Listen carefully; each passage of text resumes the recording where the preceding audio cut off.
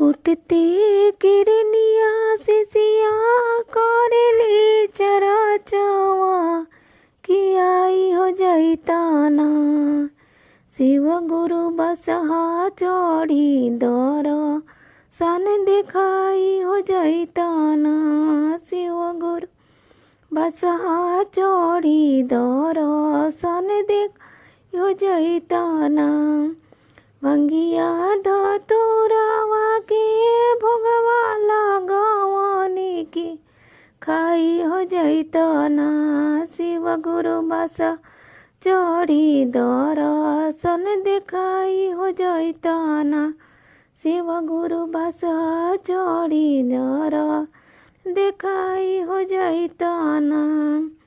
अपना ही हथवारा और मूर्ति बनावनी समाई हो जैताना। अपने ही हाथेरा और मूर्ति बनावनी समाई हो जैताना। शिव गुरु बसहा चढ़ी दर सन दिखाई हो जैताना। शिव गुरु चढ़ी दर सन दिखाई हो जैताना। असरे में बानी रौरा असराए गुरु पुराई जैतीना। असरे में बानी रौरा असराए गुरु पुराई जैताना। कि शिव गुरु बसहा चढ़ी दर्शन दिखाई हो जैताना।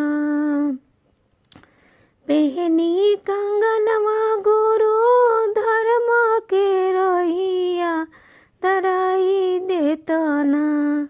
पहननी कंगनवा गुरु धर्म के रहिया तराई देतना।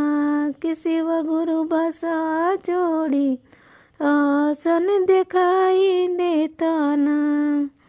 पहिला में दया मांगम दूसरा में चर्चा कि तीसरे में करम ना गुरु नाम पर नामवा। कि तीसरे में करम ना कि शिव गुरु बसहा चढ़ी दर्शन दिखाई जैती।